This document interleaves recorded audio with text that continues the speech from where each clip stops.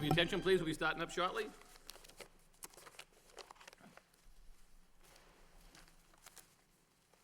Good evening, and welcome to the Lowell Planning Board meeting for Monday, June 17th, 2013. Tonight, we do have a couple of public hearings on, a couple of site plan reviews and amendments. Starting off with the first matter, we do have some minutes of approval. I'll hold those till we go later on the agenda if the board has no problems with that. The first matter will be a public hearing. Amendment to prior approval, Swan/Bigelow Street subdivision definitive. The planning board will hold a public hearing regarding an application by Swan Street Development Company, LLC, for approval of an amendment of the definitive subdivision plan of the above premises that had been originally approved by decision dated March 16, 2011, and amended by decision dated January 18, 2012. This application is seeking extension of the street to a length of 338 feet to create 5 additional lots from the 1 lot previously zoned HRC, with the extended street to be named Ashbury Way, reduction of the street width from 45 to 40 feet, and relocation of the detention area to proposed Lot 5. The site is now located in the suburban single-family zoning district. May we hear for the applicant, please?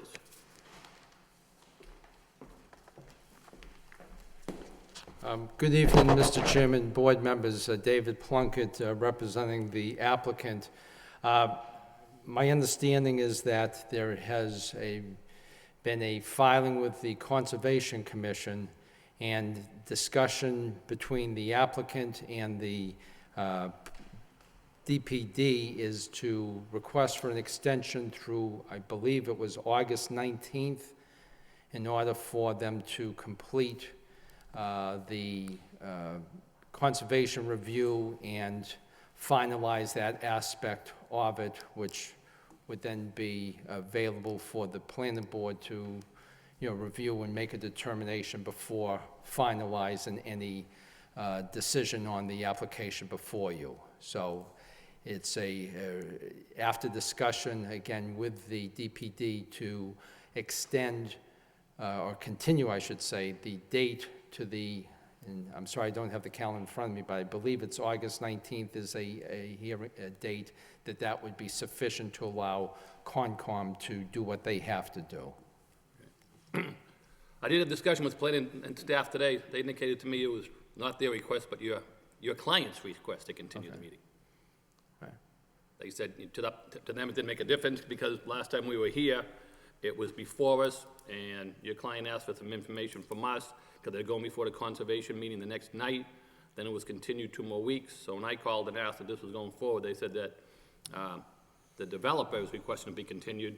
Planning Development said it's not their request. But it makes a difference what happens on conservation before it comes before us. So they said they weren't requesting it. They said they didn't have any opposition to it. Obviously, it was up to the board to decide. But they indicated to me when I spoke with Senior Planner Aaron Clausen today that he heard that the applicant was requesting it due to the fact that he had to go back before conservation. So that's the only clarification I have. So do you have anything contrary to that, or that's what Aaron told me this afternoon at 3:30? No, Mr. Emanuel had come in and he was informed that this is the process for Concom review, and he thought it's better to continue the planning board meeting to a later date. What I understand was what he told me was when he went to conservation, they asked for peer review, and there was a conflict in regards to what lands was covered and may interfere with the detention pond at this point in time. Is that correct, And then Counsel? they did appoint someone. He came down with his fee for appointment. And also, Mr. Chairman, hand in hand in this, I think that we made it clear that the applicant has been working with the neighborhood.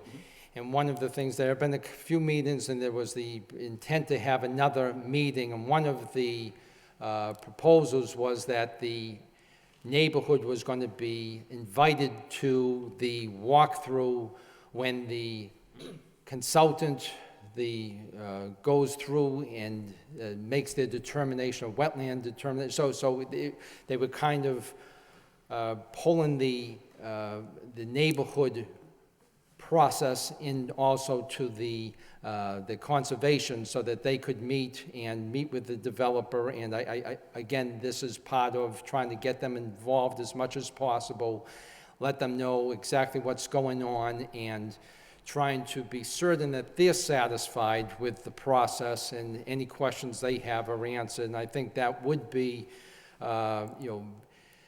very helpful to them also to feel as comfortable as possible with this process. And I think up to this point in time, they are, I don't know if I'll use the word happy, but I guess, yeah, happy with what's happened in terms of the change for the zoning to reflect the comments that were made, and that they are very much part of this review process, that they know what's going on and they will be at the site when this happens. So the short of it, you're requesting a continuance, obviously. Yes, I guess my long-winded explanation is yes. Sure, okay. Board members want to be heard on request for the continuance? Mr. Fischett, I'll start with you if you don't mind. Mr. Chairman, I'd just make a motion that, to continue the public hearing until the meeting of August 19th at the request of the petitioner. I'll second the motion. Attorney Plunkett, what I'd request, if you don't mind, is, I know this came in public, and was advertised for the public hearing in May. Yeah. Now we're going to August, so I know even though if we do it on the record, we still have to have you sign a waiver that you're requesting to be continued, because if it falls outside that 60 to 90-day period, it's deemed accepted if the board doesn't act. Even though you requested on the minutes, Yes. we've been informed by the law department that that doesn't cover it. So if you could hook up with staff tomorrow, just give us the letter. We have actually a form. If you have any problems, you can just sign and say, we hereby request to go to that date. And then, Anything is fine, okay, Mr. Chairman. because I know the motion alone doesn't cover it. We've been informed by the law department in the past. So just, so hopefully, if you want to put that in the form of the motion, That the, yes, that the petitioner will sign the request. sign the request for the waiver of the continuance. Motion's made and who, second that? Second. Motion made and second, okay. Motion made and second with the amendment, discussion?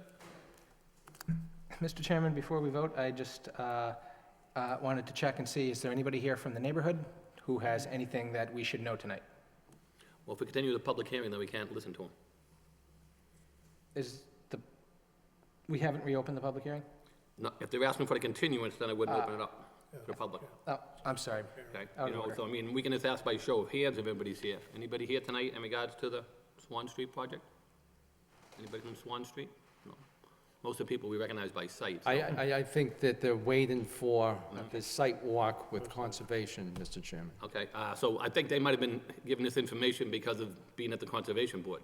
And there's been contact between there are some, leaders of the neighborhood group that have been, informed of what's happening, and that was their preference to be, I should say, that was part of the discussion, that they would be informed and they would go to the site walk, and then after that, there would be a meeting with the developer and the engineer and answer any questions that they have at that point in time. Could you just follow up with letting planning staff know when that meeting may take place, if you don't mind, Attorney Yes, Plunkett? yeah, Okay. that's fine. All right, any further discussion? If not, we have a motion on the floor to continue to August 19th. Motion is made and second. All in favor, say aye. Aye. Chair votes yes. That matter's continued. Thank you, Counselor. Thank you very much. Okay, moving along, we have a zoning petition on Roger Street corridor. A public hearing will be held to hear all interested persons relative to proposed zoning amendment to extend your traditional mixed-use zone district to include properties with frontage along Roger Street between and including 576 and 687 Roger Street, as well as the entirety of 39 Whitehead Ave, 550 Douglas Road, and 500 Wentworth Ave, all properties currently located within the regional retail zoning district. I believe we received a few letters in our packet, a couple in favor and a couple against. I'll just start off by reading these in. Public hearing, whom it may concern, regarding our property located at 661 Roger Street, Lowell, Mass., Hogan Tire, and 383 Realty Trust is opposed to the change in zoning to the area in Roger Street that encompasses our property to the TMU district, signed by the trustees of Hogan Tire. I, Dr. Wetchell, do not wish to have the zoning changes to my address, which is located at 665 Roger Street, Lowell, Mass. If you have any questions regarding this matter, please contact me. Mitchell, Wetchell, DPM.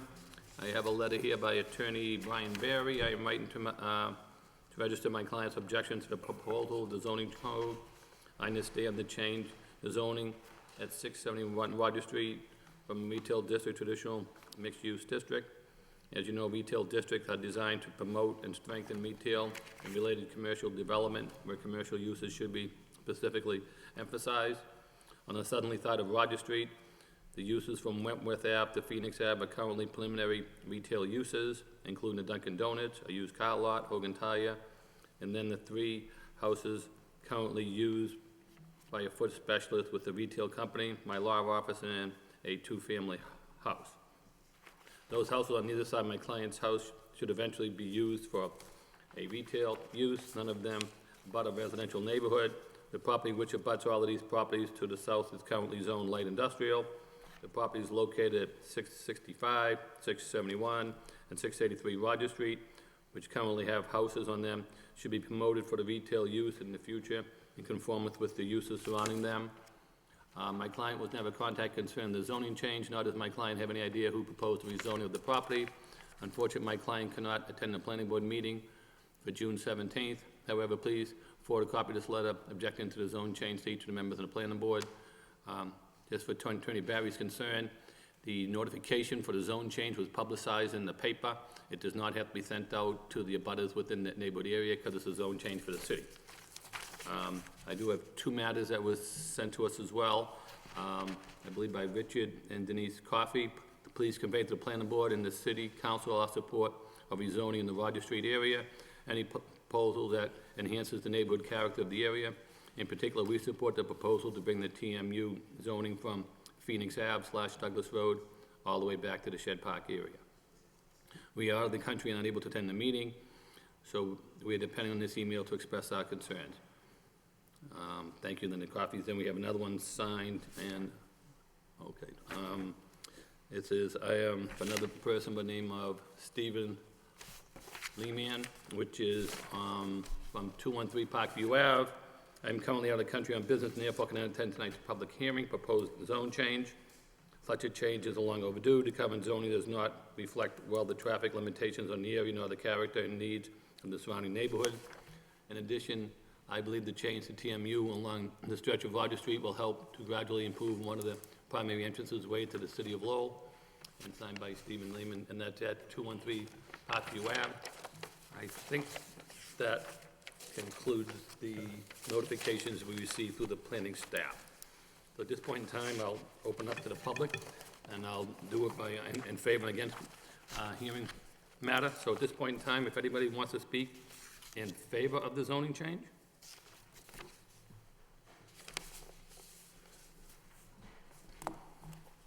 Just state your name and address for the record if you would, please, sir. Thank you. Yes, Stephen Hatton, 35 Harlan Avenue. I've been organizing the Belvedere Neighborhood Group, and this petition for this zoning change came about kind of in response to the Taco Bell, the desire of Taco Bell to put a restaurant where Jilly's family restaurant is, and the hours that they wished to operate under, and the drive-through that they wish to put in there. This stretch of street is directly abuts residential homes. People have lived there their entire lives, have great pride in their homes, and they just wish to see, no one's against retail. I want to make that clear. We've had several meetings on this. No one has said anything against that stretch remaining retail, but just retail that serves the needs of the neighborhood as opposed to the surrounding community. There is down the street beyond Douglas Road, there's a kind of a natural buffer between the neighborhood and the residential area with all the athletic fields and such. But in this area, these businesses directly abut private homes.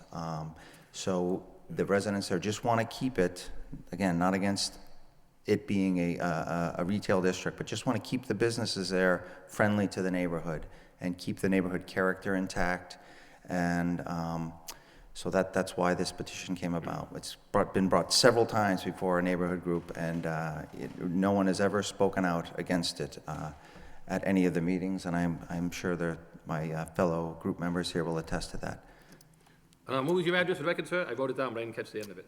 Excuse me? What's your address? 35 Harland Avenue. Oh, Howland, okay. So I live nowhere near this area, but I could, with a late-night operation, I could easily see traffic coming out Andover Street and cutting right through the neighborhood to get to a restaurant that's open till 2 in the morning, with a drive-through capacity.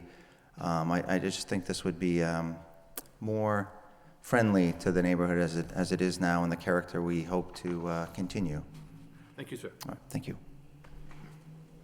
Anyone else like to speak in favor of the zoning change? In favor?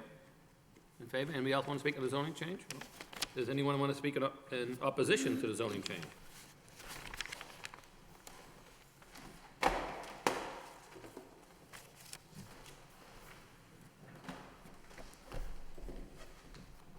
George Theodoru, 133 Market Street, representing Poda Stylist, the owner of the property at 683 Rogers Street. One of the first issues that I think I would like to raise in response to what was stated here before about an opportunity to have some input on this. From what I gather, that this was a discussion in a study that was done over a period of time from the time that Taco Bell's development was denied. And no members of this specific part of the business community of Rogers Street were contacted to have any input on that. No one from the Planning and Development Department provided any input as to any other discussions with respect to this change. Certainly, they would all have something to say about it. I understand that the notice that is required here is a citywide notice, and that the notice that was provided is the publication in the paper.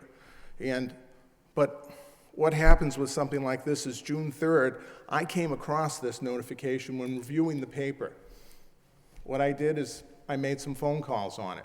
That's the extent of the notification that we had to try to have people from this specific zoning district of Rogers Street, which comprises less than half a mile, to come and respond. And I might add that we have a period of time from June 3rd that it was published. The vote for the city council after this board makes its advisory opinion is July 9th. That's a period of 5 weeks to have a zoning amendment made to take away the rights, the substantial rights of property owners that they have enjoyed for years in this specific district. Now, I sympathize with the members or the community people who live in the abutting residential zone, but I also might add to you that they moved into a residential zone that abuts a retail district that pre-existed and has been a retail district for decades. Furthermore, one thing that the board would have to consider here is this change from an RR zone to a TMU is going to substantially diminish the value of the property owners. What is going to happen there is the rights for development that property owners currently own as a matter of right under the zoning bylaws are going to be extinguished. If a property owner, such as my client, wishes to take that specific property and combine it with the other properties for a retail establishment or for a restaurant of over 5,000 square feet, they enjoy that right now as a matter of right. It would not be subject to review. It would always be subject to review for site plan purposes here, but as far as the size that is going to be placed there, they would have that right. That right is taken away, and by virtue of doing that, there's hundreds of thousands of dollars in value that's going to be lost there. Now, not only speaking for my client, but for other property owners there, I would say that if they would go ahead and obtain an appraisal of their property on what the value of their property is in its current state under this current zoning of RR and what the value of that property would be, if it is changed and if this is successful, it would be substantially diminished. I also think there's a question down the road for all of these owners with respect to use. If someone goes ahead and changes the substantial use of their property, are they going to be subject to review, to come before board? If a restaurant establishment wishes to go ahead and change it to a retail banking, is that subject to review? I'm asking you to preserve the rights of the property owners right now, preserve the value for this specific location, and to consider also the impact you're going to have in taking away, in this area, an RR zone. When looking at the RR zones that exist throughout the city, it's limited, and by doing this, you're going to curtail further development. So I'd ask that you do not act favorably on this, and I thank you for your time. Counsel, can I just ask, I know you said your client is 383 Roger Street? 683 Rogers Street. 683, I'm sorry. So what's located there now? It's a single-family residence there. It's been a single-family residence. The family has owned the property there since 1957. Okay, I was just trying to figure out where it was on the street. It's right next to it. On one side is the law office of Brian Barry, Yep. and on the other side is the Lowell Bank. Oh, okay, yeah. And I'll further add I know right what you here. mean, exactly, okay. With respect to what's going on with this specific area here, you'd have to consider that 100 feet away for a gas station that is not within the zoning change is going to enjoy substantial property and development rights that another property 100 feet away does not enjoy. As a matter of fact, someone had mentioned it before, that why don't you extend the RR zone through the current TMU zone in the opposite direction? This is a neighborhood that is a commercial strip. And that's what exists there now, and that's what is going to exist there in the future. Thank you. Thank you, Counselor. Anyone else want to speak in opposition? My name is Louis Stylis. I live at 24 Holyrood Avenue, Lowell. Thank you for the board to give me this opportunity to speak on this issue.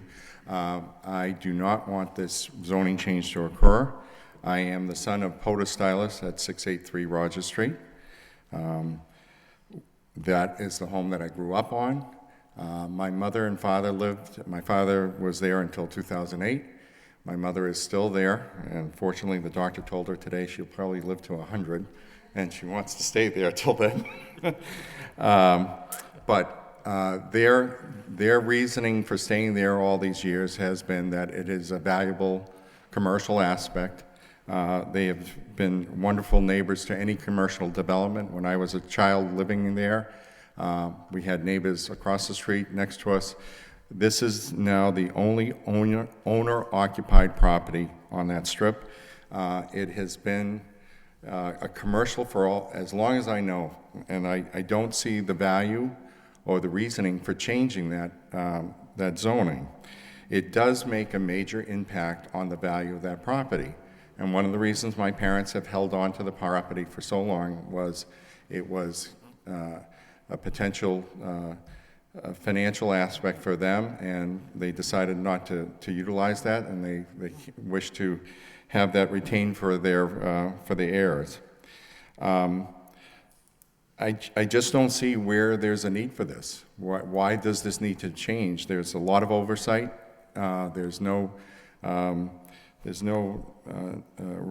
ways that something that isn't wanted can get in. I will tell you that nobody contacted my mother, and in my efforts to go around and speak about this issue, that all the property owners that I discussed this with on Roger Street that would be dramatically affected had any idea about this until it was brought to their attention by myself and others. So there was no input, no outreach, no extending of a opinion for the property owners that would be most dramatically affected. So we did not receive any notifications. We did not hear about any neighborhood meetings where information was being passed along. So I do think there was some flaw in that, that absence of input from the people that would directly be affected by this. It will make a major change to the area, and I do feel that there's, I do feel that there was some flaw in the way that this was notified. It sounds like all the legal aspects were met, but I would say, and I would urge you, that would you feel, if you were a property owner, that you were properly informed about this? I will tell you, my mother feels she was not. And I will tell you the other owners there, several of them that could not be here, were just as surprised. I also took and asked and talked with city councilors, and their impression was that the property owners most directly affected would be contacted individually. I let them know that that was not the case, and they were surprised by that. I'm kind of wondering how anybody could make this much of an impact on all these people that are taxpayers, and I'm going to speak specifically for my mother, who's been there for 57 years, has paid the taxes, has been there as a good citizen of the area and of the city. And why is this motion coming about when nobody had the decency to contact her directly? From a human aspect, that's wrong. So I do think you need to me, there's some confusion. Talking with people, they question whether this was properly notified. So I do think that your board needs to look at that and see if some improvements can be made. Again, I do want to say that we are opposed to this change. We would like it to remain as it has been for decades, and thank you for your time. Thank you, sir.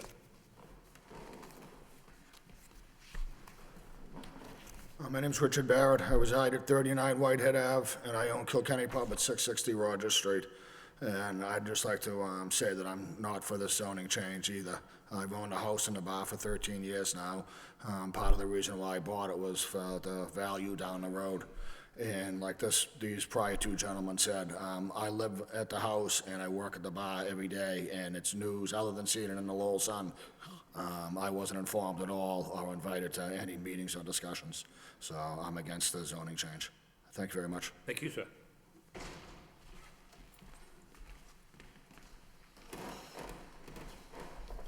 My name is Dominic Intravaya. I'm a trustee for the GIM Properties Realty Trust.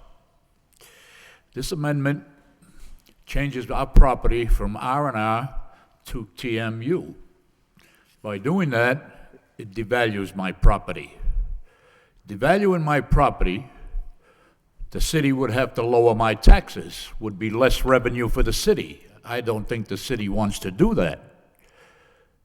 And according to Aaron Clausen, there is nothing on the planning board right now for that area. If there's nothing on the planning board, what's the purpose of this change in the zoning? If there's something in the future, then we should be told that there is a planning there. As far as I heard a man say about Taco Bell wanted to use part of my property, and I did not let them use it to go through my property to get out. And that's at 590 and 638 Rogers Street. We have two parcels there. What are on your parcels? Excuse me? The two pieces of property you own, what's on those pieces of property? 590 Yeah, what's on and that now? 638. What's on 590? Excuse me? What is on number 590? 590? Yeah, what sits there now? Right now, there's a convenience store, Okay, I know what you mean, all right. the jewelry store, Yep, and the Chinese takeout. okay. And on 638, is that all the same little plaza? Or is At that different piece? 638, we have the florist, Okay, a hairdresser, Michelle's Dry Cleaners, Lowell Liquors, and Roma Pizza. the pizza place, okay, as well, okay. I just want to figure out which pieces of property you had, thank you, sir. Yeah. Okay. All right. So my recommendation to the board is do not pass this amendment. Thank you. Thank you, sir.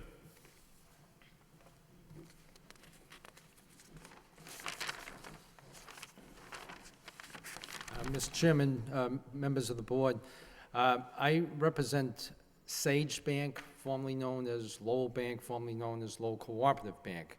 Truthfully, I just happened to be here tonight, and I haven't had an opportunity to discuss this with my client, and I would think that they may not be aware of this proposal before the board here tonight.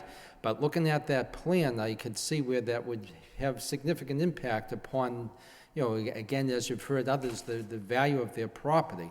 And I would question why, even if it were made sense in any context to their particular position, they're on the corner of Phoenix and Rogers with the gas station on one side, the Milan's Pizza across the street, and then, you know, the Phoenix Ave is, you know, access to pretty heavy usage in that direction. So I don't have any specific stand from my client other than the fact that I think it would be that we should have the opportunity to discuss this and potentially submit a letter of position relative to this proposed change. Thank you, Counselor. Anyone else like to speak in opposition?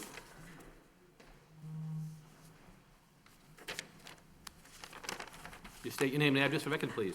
Lisa Kukos. My address is 93 Dinsmore Street.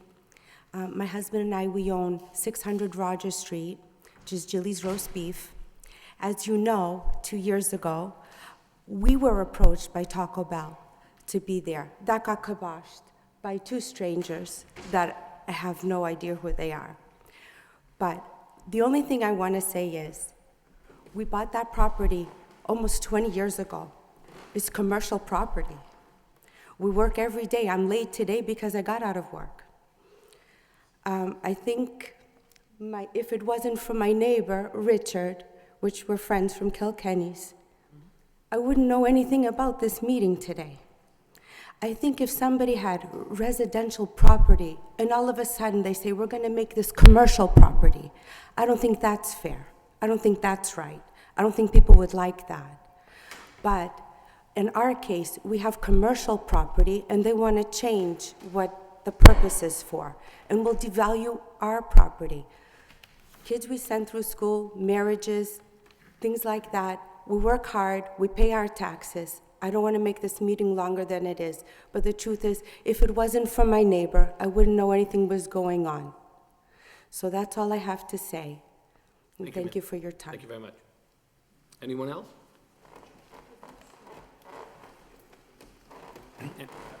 Yeah. Let me see if anybody else wants to speak first, sir, then I'll let you come back up, okay? Does anybody else want to speak in opposition? Anyone else? Anyone else? Yes, sir, you come back up, okay? Just come back to the microphone, please, Jim. So just briefly, as the board knows, this is our third time here. All of those were announced in the paper. All of our neighborhood group meetings are announced in the paper. I mean, I wasn't trying to, keep this under wraps that this was going on, this was being talked about. A lot of people were there for the Taco Bell discussions at the neighborhood group, which you haven't seen come back. So all our meeting announcements, the subjects, who's coming in to speak, that's all publicly proclaimed. Okay, thank you. Thank you. Anybody else want to be heard on the matter? In favor or against, or just a comment? Hi, my name is Celine Lehman. I live at 213 Parkview Avenue, and I just wanted to come to speak in favor of making the change to the TMU zoning. I know that any of the neighbors that I've spoken with, and I feel strongly that we aren't opposed to business at all, but we believe that the zoning in that section should be TMU zoning and not the larger regional retail. And I have also a letter I can submit from my husband, an email, making the same statement, Stephen Lehman. Okay. Is that the one that we received today, I believe? Probably, Okay. yes. Yeah, we have that, I believe, that Okay. was submitted earlier. Thank you. Thank you very much. You're welcome, thank you. Anybody else want to speak on the matter?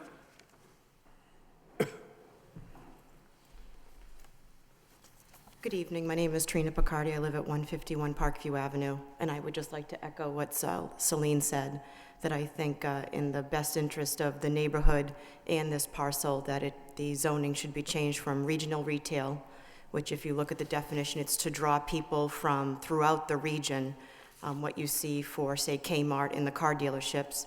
I think it should be changed to traditional mixed use, which fits in more with the neighborhood and also is, in my opinion, better for local businesses. So, thank you very much. Thank you.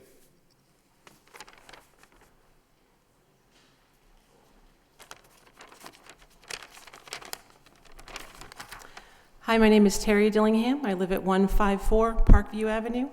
Again, I'd like to speak in support of the amendment. Maybe just to address some of the comments that were made in opposition, the theory that the value of property would be devalued in some way.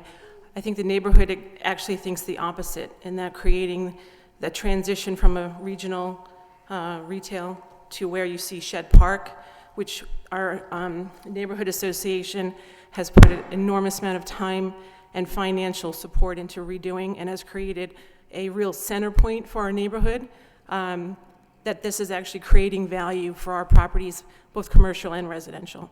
Again, we are not opposed to commercial, but it's not regional. It should be really supporting our neighborhood and not creating, the type of business that you just don't want to live next to. And I think we've submitted our letter, right? It's all here, yeah. So I just wanted to speak again in support of the amendment. Thank you. Anyone else?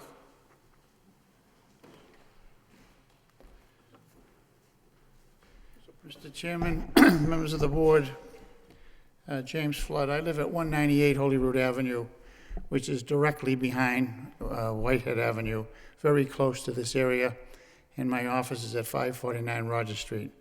I wasn't going to speak tonight, but I felt compelled that I had to. I'm against this.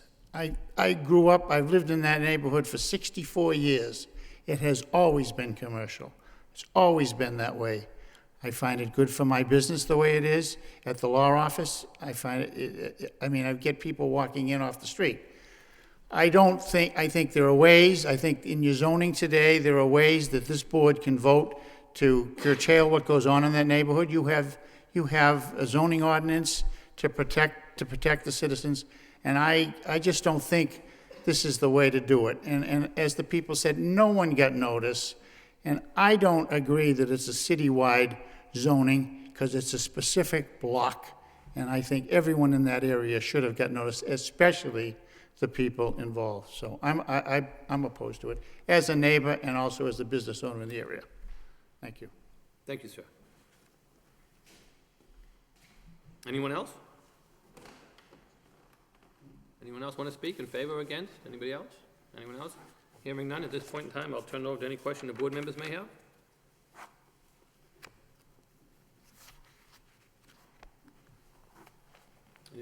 Mr. Gentleman? Thank you, Mr. Chairman. Well, we got quite a response. First of all, I'd like to say that I don't think that this board can speak to the notification policies of the city on a zoning change. I think, Swathi, I think the city, maybe you could talk a little bit, Swathi, about the notification policy and how that works, and are notices supposed to be sent out to these folks when something like this happens, or what's that policy? Usually when we have a petition that is provided by an applicant that addresses the concerned parcels, we develop a 300 feet abutter notification. But in this case, since it was generated through the board, I don't believe that was done. It was advertised in the newspapers. Okay. So, this, I think, came about following the application for the Taco Bell. The neighborhood came down in strong opposition to that, and I think it raised the specter of what could happen in that location under the zoning. This particular change would not, prohibit any of the businesses that are there now. Convenience stores, florists, liquor stores, pizzas, banks, law offices, doctor's offices, all of those things, pubs, all of those things are acceptable businesses within the TMU zone.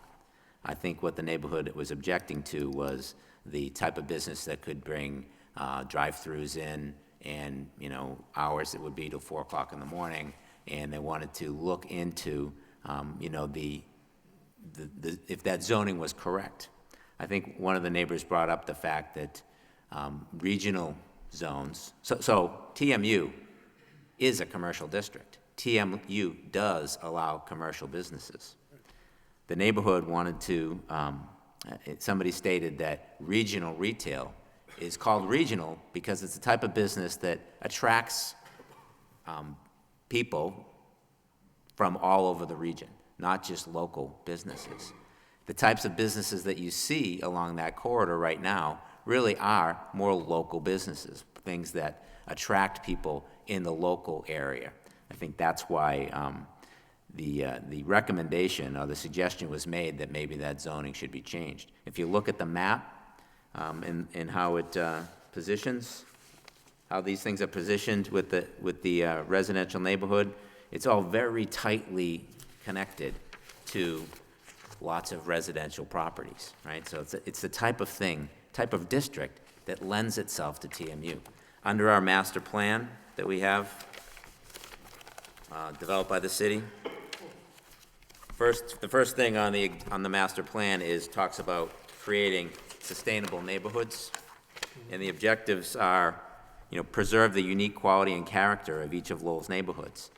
This change, I think, goes to that. It goes to preserve what's there and not, and to create an environment where businesses that would truly change the character of that neighborhood could locate there. Prioritize land use policies that promote walkable, well-networked neighborhoods. This, as somebody mentioned, is a corridor to Shed Park. Kids, everybody's walking up that corridor all the time. The more and more, if the zoning allows businesses that have drives-through regular, rotation of vehicles in and out of those properties, it diminishes the walkable nature of what's there. And of course, supporting vibrant business districts, the neighborhood business districts. I think that the neighborhood group is looking to support this in that it would provide a vibrant neighborhood business district and not change the character, but contain it to what it is now. So that's where this idea came from. That's where the idea of changing this zone came from. Following that meeting, we had the discussion here on the floor at that meeting that maybe the neighborhood group should go and look at what it takes to change this zone to something that is more appropriate to what's there now and what they want in the future. Because they're trying to protect their neighborhood. I don't think we can fault the neighborhood organization. And I was at those meetings that were advertised by the neighborhood organization to discuss this. And I provided feedback to them on that. And I don't think we can fault them for wanting to protect the residential nature of their neighborhood, not to change what's there in the business district, but instead to protect the nature of their residential property in the neighborhood. I think from a planning perspective, if it's in our master plan to look at, what can we do to preserve the unique character of our neighborhood, we need to look at zoning changes that can protect that character.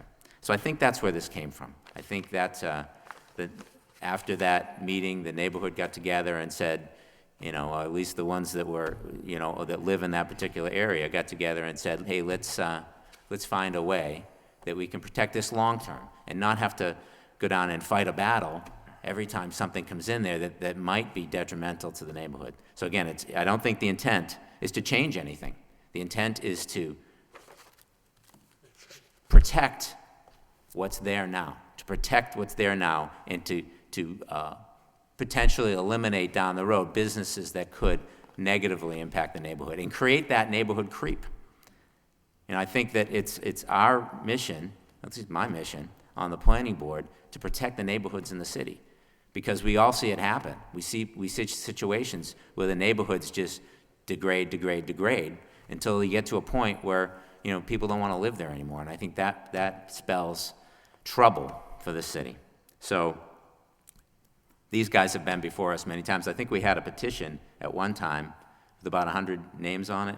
That was probably a year ago, right, immediately following the talk about. I don't know if we have that for the record or not, Swati. But this has been something that has been discussed for a long time. It has been discussed at the Neighborhood Association. They did what we told them to do.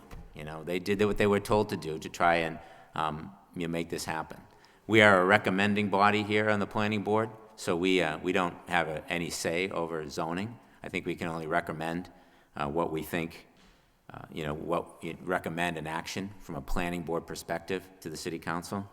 And in my opinion, understanding, everybody's input here, my opinion that if we want to try to, maintain or be consistent with what we put in our master plan and protect our neighborhoods, then I think that this zoning change is appropriate. And, that's my feeling on it. I think that it won't impact any of the businesses that are there. It won't cause anybody it won't chase anybody away. It won't cause any business to change what they're doing now. What it will do is it will, the big change in there is it will eliminate drive-through businesses on that strip. Drive-through businesses that could stay open until 4 in the morning, generating traffic. And that's something that the neighborhood feels, and I feel, would be detrimental to that neighborhood in the long term. Thanks, Mr. Chairman. Thank you. Thank you, Mr. Chairman. Any other board members? I have. Okay, Mr. Lockhart? Yeah, just from a definition standpoint, in the zoning book, if you look at the definition of regional retail district, it says that a regional retail district promotes the development of businesses that draw their markets from citywide and regional service areas. After driving through that corridor a couple of times, I don't really think that's the case there, and I don't think it's appropriately, that definition doesn't fit that area. If you look at the traditional mixed-use district and the purpose of that in the same zoning book,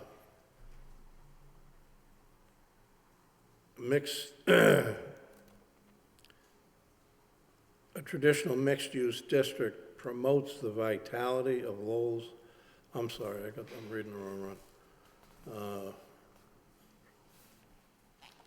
The TMU district is designed to promote a mix of residential and retail uses in secondary areas where neighborhood-scale commercial activity can enhance the character of the surrounding residential area.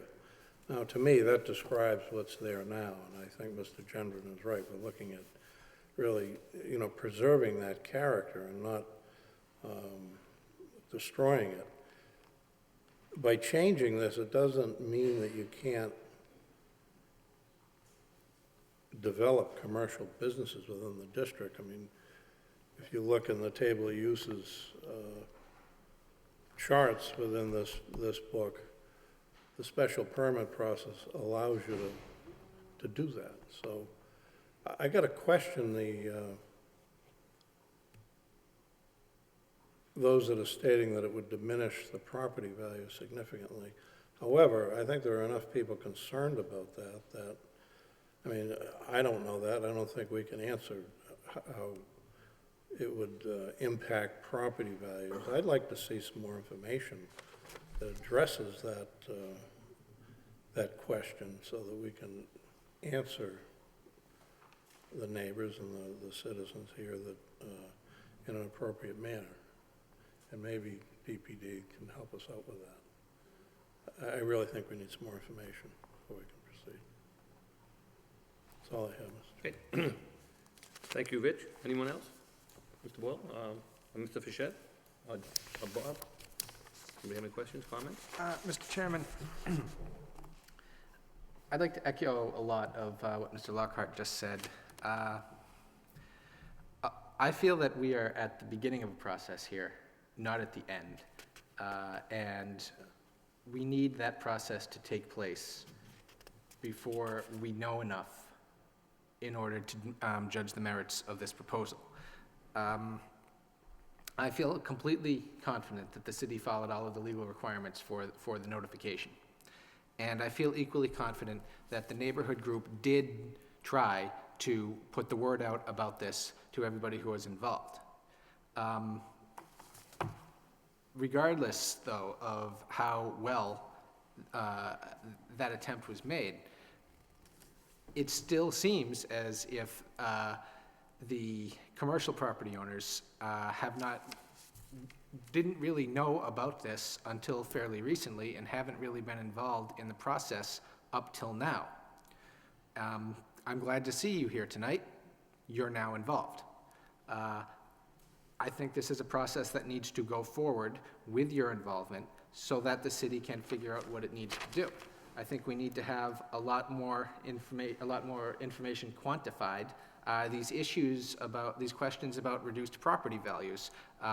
These commercial property owners are showing up here tonight convinced that the city is going to vote to take away the economic value that they enjoy on their properties by virtue of being able to have commercial uses. The TMU is a commercial zone that allows for commercial uses. In addition, the TMU, unlike the regional retail, allows for multifamily residential uses. Those people are raising concerns about the future development potential and economic potential from the development of their property. The way things are in the real estate market today, taking away some level of commercial development while providing for some level of multifamily residential development, which is not there currently, may well end up making your property more valuable. But as Mr. Lockhart said before, that's may well. We don't really know. We need to have a study done of this. We need to know that. What are we talking about when we talk about the effects of the economic value on these properties? We need to know that so we can make a decision in terms of taking the considerations of these owners into effect. We need to know that so that we can think about the fiscal consequences here. In addition to this quantifiable information, we also need to have a legitimate, inclusive planning process in which all of the stakeholders have a say. All of the stakeholders hear the say of all of the other stakeholders, and everybody involved comes to understand at least what the issues are, talks about them in a common language, and achieves an outcome that even if not everybody is bought into 100%, everybody was involved in the production of, and what we are looking at, the issues that it raises have been brought before the people who would have to deal with those issues, and we have an understanding of how they would affect them. So I might well end up supporting a proposal identical to this or very similar to this. I might not, we'll have to see. But I do not feel that that the city is in a position to act in an informed, considered manner yet. I feel that we're at the beginning of a process, not the end of one. Thank you. Mr. Fischett? Mr. Chairman, thank you. I think all board members have brought up some very, very relevant points and some very, some very useful information coming out of this. And thank the people coming here to express their interest and concern. And I think part of what Mr. Boyle had indicated too is that this feels more like the beginning of the process. For the business owners that are concerned, I have to say, in going through the table of uses, there's 114 uses that are identified in that table of uses. There's 23 that change with this proposed zoning change. There's 11 that go from regional retail to traditional mixed use that you would be allowed to do that you currently aren't. There would be 12 that would go in the other direction, so it's pretty evenly split. And so there are some actual gains that you possibly would have as property owners within that TMU district, and there would be some things that you would lose. It's more of a shifting that goes that would take place. As Mr. Lockhart pointed out, when you read the description of the regional retail and you read the description of the traditional mixed use, and they're both page 25 and 24 respectively in the zoning code, it does a good job. I think the TMU does describe really that strip of road, and quite frankly, the regional retail describes the strip of road right after this zone. And this is the challenge that we have. And actually in discussion was trying to create even a zone that doesn't currently exist that would actually address more of the concerns. I think there was some good points brought out. I'm looking at the side of Rogers Street that has the light industry abutting the rear of these properties. A lot of the concerns that were brought up by the residents, I don't think really apply to those parcels. However, if you go down Wentworth Street and you look at the residential homes right across from what is currently the nursing home, obviously big box retail can have an impact on that. As far as values, and I agree, I think it would be important to have some data. There's a lot of there's different schools of thoughts on this. Big box retailer goes in as an example. Well, it may value that particular site, but it may devalue the abutting sites. Now, who wants to buy a home looking over the big box retailer? So in its totality, you might actually devalue the area versus increase more value. I think there's a lot to still look at this. I don't think I'm prepared to really vote on it as it sits right now. I think there's more questions than answers at the moment. I think we're on the right track to have this discussion. I think it's important for the property owners there to understand the proposed change.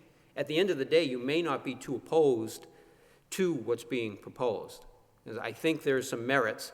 And really in this market, I'll be honest with you, there's more residential development taking place in zones that give you the option of building business because rents are less.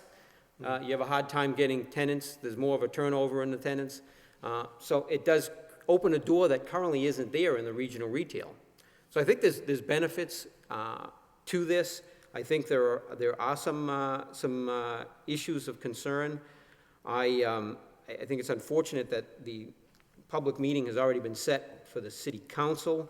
I, for one, would prefer to have a little bit more data back on this, a little bit more involvement. I mean, I've been involved from the neighborhood group side, where we've had painful meetings that went on and on and on, where we tried to get as many stakeholders involved to try to come out with the best solution. It's a painful process, but at the end of the day, we do come out with something. I think that it doesn't necessarily satisfy everyone, and I wouldn't even pretend that it would, but I think I think we've all recognized that this strip of Rogers Street is unique, not unlike Bridge Street, not unlike Middlesex Street, certain areas that we've looked at, where there's transitions that go from a regional retail to a neighborhood business district, to TMU, to traditional multifamily.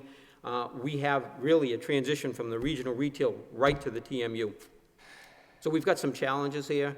For one, I have some concern about voting on a recommendation to approve as presented at this time. Thank you, Mr. Chairman. Excuse me, thank you, Mr. Bichette. Mr. Malovich? Yeah, I just have a couple of comments. I live in this area and I've probably bought a lot of things at all the stores that are on that strip. But worrying about property values, I don't think is an issue. If you don't own a site that's larger or as large as the Wendy's property, you're not going to get a regional retailer in it. You're either going to have to buy up several parcels, which may be prohibitive, for the developer. Your big box retailers are gonna happen unless you have a larger than Wendy's property site. That's my experience, and I've been in the planning business for over 30 years, over 40 years. I'm not too concerned that this proposal is going to impact anybody's value. I do have some concerns about the notification process. I think everybody should have been in a room talking about this, both the neighborhood group and the business owners. I don't know why that didn't happen. I think the site plan review is a pretty strong way of controlling it, and I agree with Attorney Flood that most proposals that come before us will have to pass muster, and I think everybody's concerns will be addressed and everybody's properties will be protected. That's about all I have to say. I think it's too early to act on this. Okay, thank you, Mr. Malovich. I just have a couple of comments. One, I agree that the notification process should have been a lot better. That comes from city standards set by the city council, and hopefully whichever we do tonight, regardless of that, we can make that clear to the city council that we would strongly recommend they consider maybe doing a little more notification for their public hearing. I understand where the thought process came. I mean, I was here for the Taco Bell. I was one of the people who voted against it when they didn't want to bring the traffic. Basically, they didn't want to bring their traffic in through Andover Street. And then they were going to come to Nesmith and cut back in. I was of the assumption they were going to come down Roger Street, and they told us no, they weren't going to come that way. The traffic pattern wouldn't fit. My concerns were that they wouldn't come all the way down Andover Street to Nesmith. They would cut through Parkview, Wentworth Ave, Hazel Street, Sagamore Street, and all those areas. So once we vote against it, I'll give Taco Bell their due. They indicated if the planning board votes against it, we do not appeal it, and we take what has been addressed by the neighborhood. So I give them credit for that. The main concern I do have is, though, is everybody who spoke, who was in the regional retail, spoke against it. All the people who were in favor of it don't live in that zone change. So people in a different zone are asking for us to change a zone of property that they're not in. So that'd be like someone coming to my neighborhood and telling me, you know, Mr. Linden, we want to change your zone, but I don't live in your zone. So I can understand the concern for the people who are for it, but none of them who spoke for it live in the regional retail or have business there. The people who do have the business in the regional retail, some of them who live there or work around that area, were against it. I think a lot of the businesses did get this last minute. I know the neighborhood has been trying to do it for a long period of time and may have invited them to meetings, but I think a lot of time when you're in a regional retail zone or you're in a business zone, you don't necessarily participate with a neighborhood meeting because you feel it's more about neighborhood issues and not a regional zone change. So those are some of the concerns I have. You know, if no one who's in that zone wants it, it's hard for people who live outside the zone, because in a way, what we're doing as planning board members is, this is a due process of taking of someone's rights. Piece of property they bought in the zone, which they thought they'd be comfortable living there, and now we're gonna change it. I know we do this a lot, but I think, you know, when people buy in a single-family neighborhood, they buy because they want to live in a single-family neighborhood. I think when people buy in a retail zone, it's because they want their business to be in the retail zone. So, but always those reasons, I think the people who are against it in retail, not one person in the retail was for it. I anticipated some of this happening because I know we didn't have any discussion from the neighborhood businesses in the past when this project came before us. All we had was the neighborhood people. And I understand that, and I think, as indicated by most board members, a lot of the change doesn't really prohibit everything. I think the only thing that may prohibit, and I'm not sure by my zoning chart, is the drive-throughs. Because both of mine are saying by special permit, and Plan and Development told me today that the TMU would eliminate the drive-through. So I'm not exactly sure how that is. Do you know how that is, Suarez? That on the drive-through, when I spoke with Aaron today, he said the change in this would not allow the drive-throughs like they have at Dunkin' Donuts anymore. Yeah, it's mostly associated with food services, but for banks, pharmacies, they are still allowed through special permit. Okay. So those are just basically my concerns. 'Cause I think we have to look at people both ways who get affected of it. And I understand what the neighborhood's trying to do, and I also understand what the people in that zone, what their feelings are by actually having a business there, trying to make a living in that zone, and buying it, that be in that zone. So those are my comments. So at this point in time, any of the board members have any follow-up comments? If not, you can take a motion for or against, or no action. Jeff? Mr. Chairman, I would make a motion that we would take no action, and that our recommendation would be to, for DPD to further study the impact of a zoning change and come back to this body with an amendment change that would take into account all parties affected. Could you add that the council consider the notification to the effect of Yeah, the point well taken, as it was mentioned here, and that the city council also explore expanding the notification process relevant to zoning changes in light of the fact that we had a fairly major zoning amendment change and there was no notification to affected parties within the zone. Do we have a motion on the floor? Do we have a discussion or a second? So, Mr. Frechette, I guess I didn't quite get what you were asking. What's the intent of your motion? There would be no finding based on what was presented here. So the recommendation from here to the city council would be no finding, and that the city council to explore the rezoning of this vis-a-vis the planning department to come back with a amendment of the zoning that would take into account all parties concerned. And then relevant to the notification process, I think it's worthy of the city council to explore expanding the notification process relevant to zoning changes. So that's clear.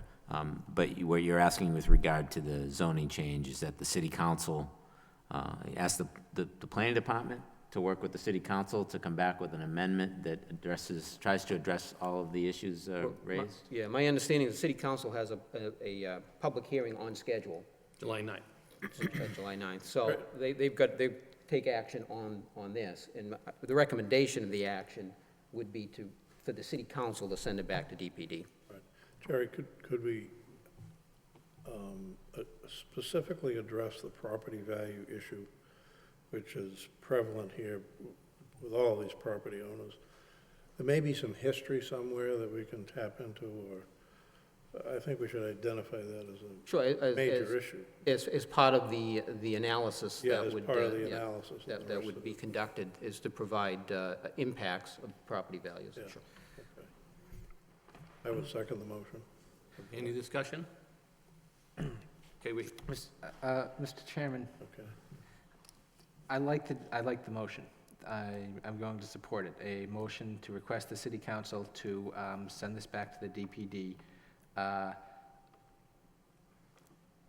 I think it's important, though, that we make it clear that what we are asking for, what we'd like to see, what we'd like the DPD to do, is not simply to come back with some answers to some questions that we ask, but rather to lead a planning process, one that involves a study of the corridor, and answering and gathering quantitative data. What would the zoning change mean in terms of business expansion there? What would it mean in terms of the development potential of the lots, the economic impact of this? Yes, we want them to answer those questions. In addition, what about the overall city need for this type of commercial space? We are talking about the impact on the neighborhood, talking about the impact on the business owners, but as a regional retail district has an impact on the city as a whole in terms of the economic development opportunities available to residents and also the fiscal impacts. But in addition to that quantitative information, a zoning change and a planning decision like this is also about values and about vision and about the orderly and appropriate development of the city. And that is something that is not figured out with a calculator. It's something that needs to be negotiated among various interested and involved parties in a legitimate planning process. And I think it's important that the city not just do the green eye shade work on this, but also have that legitimate process that is inclusive of everybody, not just because it is the right thing to do, but it is the right thing to do, but also because a product that comes out of a process like that will be a superior product. It will be better overall for the city to go through what Mr. Frechette has called some painful meetings in order to develop a more precise instrument. And so I support Mr. Frechette's motion, and I hope that it's clear what that motion's intent is. So let me just back up. What we have for the motion here is, there was a motion to make no recommendation for the zoning change. And then for the city council to consider, one, opening up the notice verification, the noticing amendment to abutters for future zoning changes, as well as what's coming before them on July 9. And two, to have Division of Plan and Development consider what they feel might be the best area for this zone. Is that correct, the way I phrased it, Mr. Fischette? Well, I think the first one was no action on the zoning change. what we're looking for, though, is I mean, the first thing we have to do is we have to act on the zoning change. Yep, is for DPD, the DPD to conduct an analysis of that corridor, to then come back with a zoning recommendation. And I think that analysis, it would incorporate what Mr. Boyle was discussing. Good. And then we discuss the analysis when it comes back before us. Correct, correct. And in the incorporating in that analysis, what Mr. Lockhart had mentioned, and again, this was more, I think, for Swarthy to get the direction of the board at this point, is that to also incorporate the fiscal impact to the values of the properties. And I think, again, Mr. Boyle, that's all part of the analysis that should take place. Should be, yes. So begin with the motion was to take no action, and then with those two recommendations. One, for more notification of abutters for zoning changes, including whether they even want to consider opening up the notice for abutters for their upcoming council meeting, because they're going to be inundated with the same questions we've been. Right, right. So that might just put them on notice that this is coming their way. If they want to act on it, fine. If not, then at least this is the zoning. We mentioned it to them. The neighbors have mentioned it to us, and then with the recommendation that, as you say, have them do the follow-up at DPD, correct? Correct. Okay. And I want to make it clear to everyone that's here, it's up to the purview of the city council to vote on this at their public hearing. They can vote in favor of it, they can vote against it, they can vote to take the recommendation of this body here, but it is still their purview to act. Okay, so we have the motion made in second, right? Who was second that? Okay, all in favor, say aye. Aye. Aye. Any opposition? None. Chair votes yes. Mr. Chairman? Yes. Do we have the ability to direct the planning department to do what Mr. Frechette is asking? You know, do an analysis of that corridor and understand the concerns of all parties and make a recommendation? I think we do. I mean, we could refer to the law department to make sure. We could even check with Aaron, the senior planner, and we could have that brought back up on the agenda next time in to see what, or just a clarification from him. So either, do you know offhand? If not, we could just have either Aaron or the law department double check whether we can make a recommendation to you to do a study on that neighborhood corridor. I believe you can definitely make a recommendation to DPD staff, but I can confirm, the limits of it after checking with Aaron and the law department. Yeah, so that way, if we can make that recommendation to them and then see how they follow up with it, and then if we have any further questions, we can address it from there, I think. So is that part of the motion that we just voted on, or do we need another motion? I think that'd be a separate matter that'd have to be brought up, and maybe if we brought that up under either new or old business on our agenda this evening, and we wouldn't be out of line by taking it up on the public hearing for this limited issue. Okay, we couldn't just make a motion now to suggest that... I'd say we have to close this out first, then bring it Okay. up. You know, then, you know, say from earlier, from tonight's discussion, you know, would make a motion that the staff consider, you know, request the staff to look into that corridor study for us. Very good. Okay. So we have the motions, we'll take no action with a couple of recommendations. As indicated, it is scheduled, I've been informed, for the city council meeting on July 9th. Hopefully, people, if they haven't received notification, they can let everybody know in the next public hearing for the city council, and hopefully they'll address some of the notification concerns. I know legally, once you come to a public hearing, you said you haven't been notified, it's a moot point, because they have case law that says you can't come in and say I haven't been notified, but I'm here anyways. So only people who can raise that issue are people who are not present. We've had that on case law that's been established on this board. When I was here on cases that were brought up, people didn't receive notice, but they came and told us they had no notice. So the court says, well, you can't say you have no notice if you're present there saying you didn't have any notice. It doesn't go both ways. So obviously reach out to all the people who are concerned, and hopefully the city council will listen to all people who are present, same as we did tonight. Understand that there's conflicting reviews by different people who either want either residential neighborhood and a business zone. It reflects everybody a little differently depending on what their stance is, whether in a neighborhood or whether they want a business. So, and I want to thank everybody for coming down for the input. Thank you very much. So that matter has been approved, so we'll take a no action on the zoning request. Thank you. Right. Moving along, we have another matter coming up on an amendment. Let's see.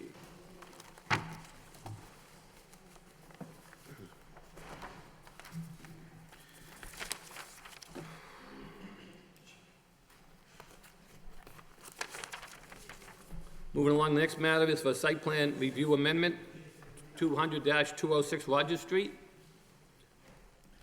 A request to amend a previously approved site plan review application for the above address has been received in order to reduce the number of handicap parking spaces.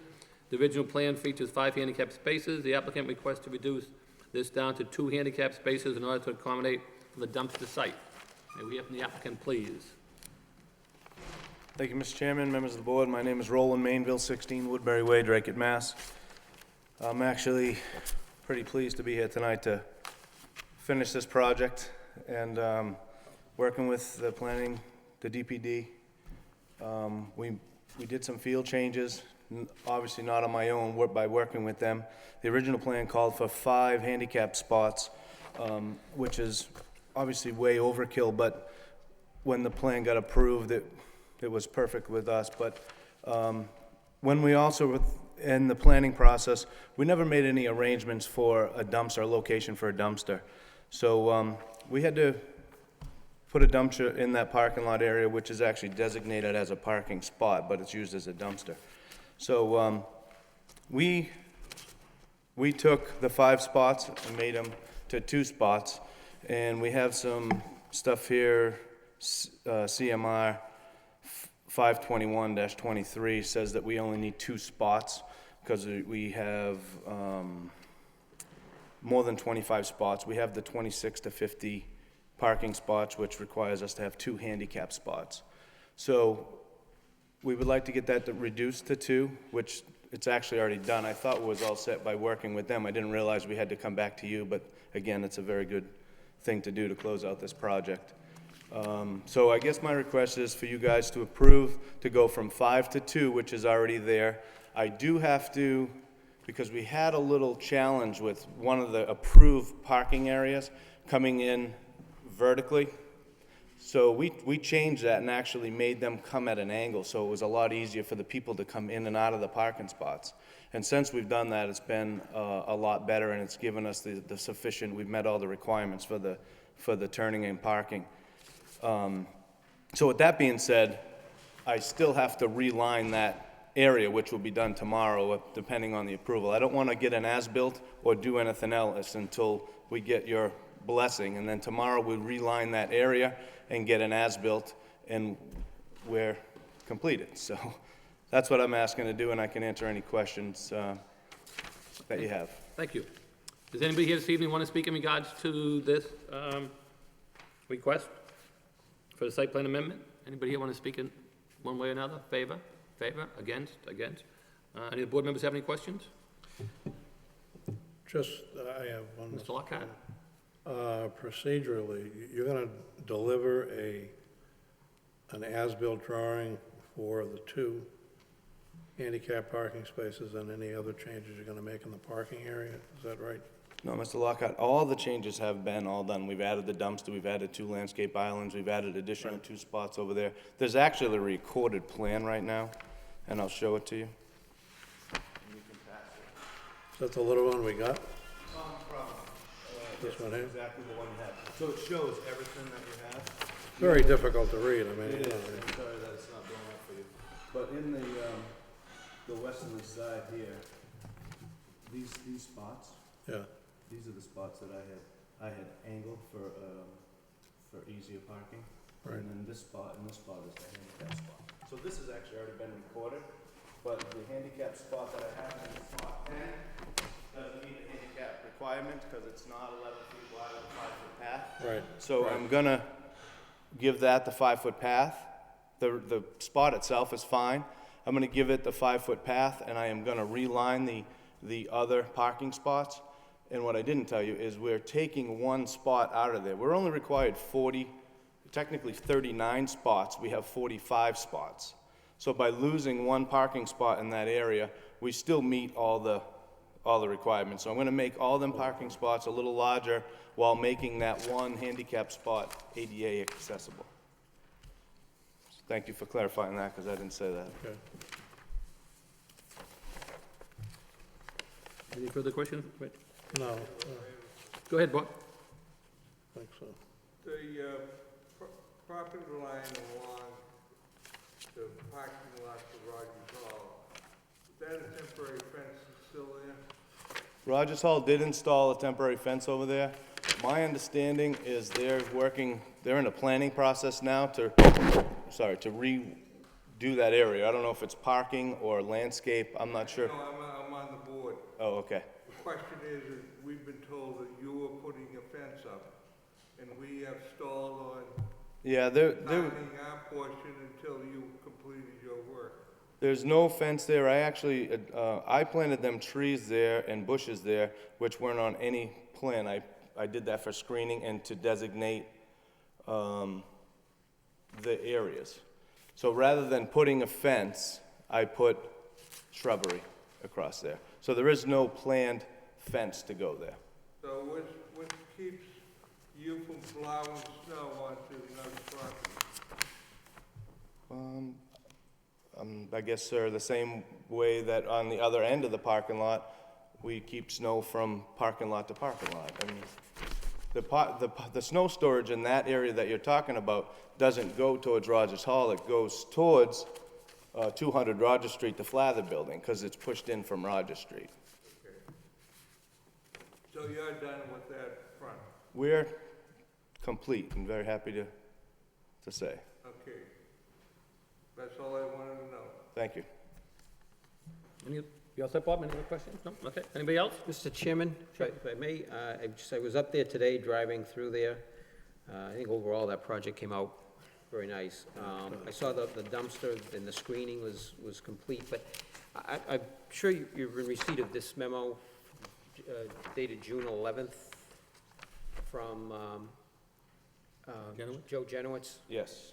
And so, with still some of the outstanding items on page 2, I just want to make sure, because it's not completed yet, so what I'm assuming is that you're in agreement with items 1 through 4, and that you are going to address them, and you mentioned the, Number 2. See what it says, safety issue, additional protection from snow and ice. Yeah, the 4 is the as-built, which is not a problem. Number 3 is a mistake, because if you look on your plan, parking spot 9 is up on Rogers Street in front of 206. 9 and 17 are side by side with each other. So Yeah. there is a parking spot 9. I spoke with Mr. Clausen about that today. He indicated that at first look he didn't catch it, but he did catch it, so he was hoping that they have you explain that. Okay, and, Because, Mr. Mainville, I think the reason, but he told me, correct me if I'm wrong, is the reason why the parking numbers are gonna still stay that way, because they were deeded with the units? yeah, after we made a couple of minor changes, we had already sold a bunch of units and had recorded a plan. And not that the parking spots are deeded, but they're designated in the deed. So the reason why we didn't redesignate the numbers is because they were, you know, it's just easier to take 17 out. Like if when I take another number out tomorrow, there's 3 units that are not sold. So one of them parking spots that are not sold, I'm able to take one of them units out tomorrow. So potentially maybe 5 won't be there tomorrow.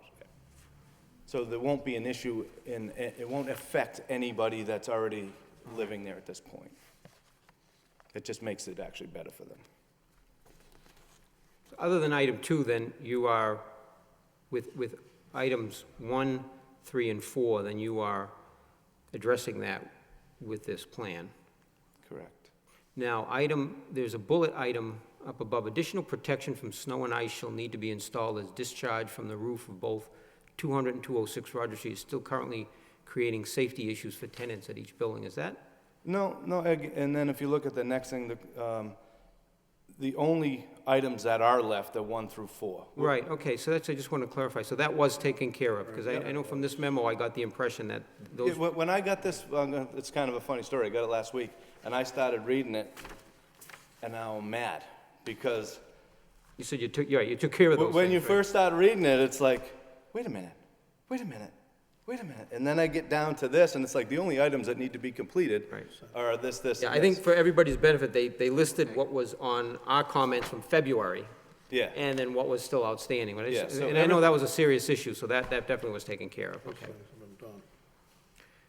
So everything has been done that's been on this list, and the 4 remaining items, as you say, which are now 3, because parking spot 9 is there, and knowing that one of the other parking spots that aren't designated to a unit will also be removed. We'll have an as-built, I'll have Dick Mead go out there and to do his final as-built and record that, and we're done. But you don't want to do that, I want to get everybody's yay, and now we have an agreement, and we'll get the final as-built done. Sure, good, thank you, Mr. Chairman. Thank you. Anyone else? Swati, is there anything else we need to know? No. No? Yeah. Okay. We are all set No other with that. concerns to bring before us? Yes, and we are okay with the as-built being submitted after the amendment being approved. Yeah, I spoke with Aaron today. He said he didn't have any problems with everything. He said as long as he comes in with the handicap, he had sufficient amount. He doesn't have to have requirement for the 5 handicap. The 2 should do it. Aaron said as long as when he puts the new parking in, they give him the as-built, he'd be, because I went over this punch list when I spoke with him this afternoon.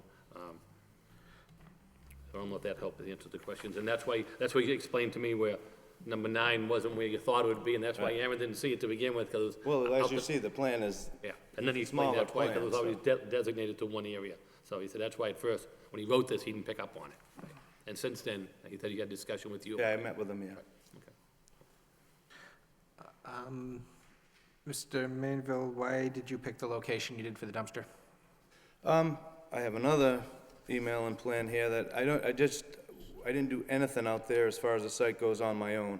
I had several meetings with DPD, with Aaron Clausen, and Joe Generowitz actually went out there several times, and Robert Masilio, and so we have some notes here from one of the times that we went out there. And Joe discussed it with Aaron, but after, these are some of the notes that Joe had wrote when we went out there, we were making some changes. But it made sense that the entrance for this is here. Okay. And really, to get access to it, I this was see. the best spot to put the dumpster location. Okay. So it was discussed a couple of times, actually, before we made the decision. You're taking 1 space for this dumpster? It fits in 1 8-foot wide? We had already taken it, and it's actually 9 feet. Feet wide? So it wasn't lined before we did that. Okay. We were able to, we did lose one, but we still have 45 and only required 39. So we meet, and actually the zoning is 2 parking spots per unit, and we have over 3 spots. per Right, unit. right. I was more thinking more about the size of the space you're using rather than the number of spaces. What are you putting in terms of screening? It's all done. I wish I had taken a picture for you, but it's screened, it's 100% screened. There's a gate in the front, Okay. and all 4 sides are screened with not black, but a dark screening. It looks very nice, over there. Okay. And I want to say, Mr. Linehan drove by that today. Okay. All right, Mr. Chairman, those are my concerns. Mr. Gentleman, any questions, comments? No? Okay, what's the request of the board? Mr. Chairman, I'll make a motion to approve the amendment as presented with the condition that once the final modifications have been made, that the applicant submit a final as-built plan to the Department for project approval for the project record. Okay. Any discussion, a second? Second, Mr. Chairman? Motion made and second. All in favor, say aye. Aye. Aye. Any opposition? Hearing none, the chair votes yes. It's been approved. Thank you. So what I think you need is, when it's complete, just give us that as-built to Aaron, okay? Yeah, that's all we need. Thank you. Good luck. Okay, moving along, let's see. Under old business, we have remaining bond release, 685 Lawrence Street. The applicant requests the planning board authorize the release of the remaining funds relative to the infrastructure work implemented on the site in accordance with the prior approval of the board. I know I spoke with Aaron today, and Aaron said he thought the project came out very nice. I had a follow-up with him 2 weeks ago about it, because that night we had, Mr. Foley showed up at our last meeting, I think he was on that night, and he had pictures for us. And I told him it wasn't on the agenda, and I spoke with Aaron, he said it came out nice, and he said he thinks all the work's been completed. So saying that, I'll turn it over to Mr. Dowling. If you want to state your name and address for the record, please, I'd appreciate it. My name is John Dowling, and I live at 75 Dunbar Avenue, Lowell, Mass. And I'm here tonight to just inform the planning board that work has been completed on the parking lot. And the problem we had was we had to extend the dumpster area 2 feet and put an extra gate on there to support, we had wheels on the bottom of the gate to support it. I did give pictures, Aaron. I don't know if they have them. Do you have them? To show you the site if anybody hasn't been up there. And everything's completed, so we're looking for the lot 13, the remaining lot, to be released, and the rest of the money that the bank put up so we can pay the contractors. That's including you, Mr. Dowling. Including me. Which I'm sure is the last I get paid. Because I think we have about 4,000 being held back with the passport. I think it's 8. If I remember correctly. How much is it? 8. No, I'm only kidding you. Well, think there's about- we can only take what's left in it, so it's up to you. I think it's about 1,900, Something like something that. in that area. Okay. Anybody have any questions? Want to see the pictures? I think, I know where Seen Alan it is. up and up Okay. there, yeah. Any comment? Thank you. We'll just- I think it came out good. I particularly like your enclosure over the dumpster there. It's very attractive. Yeah, we had to make it bigger, that I had to get another gate so that I would have been here 2 weeks earlier.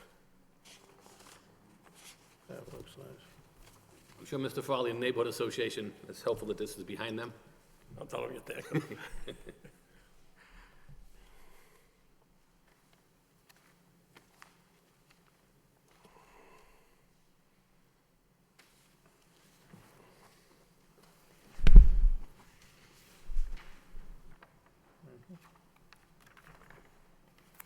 That's a nice choice, the raised bed.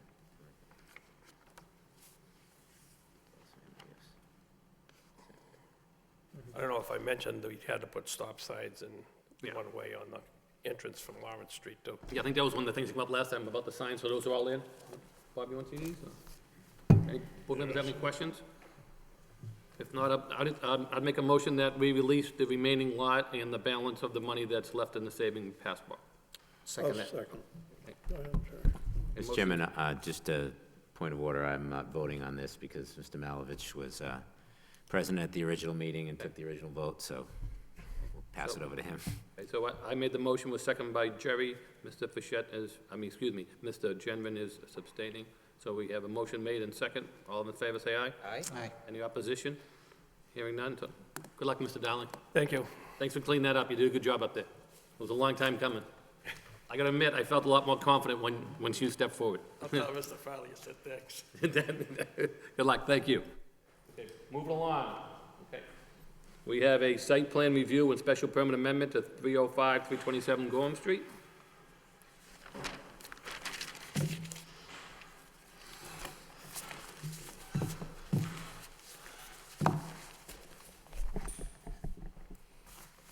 Where'd the pictures end up? Do you need those? Bob's got it.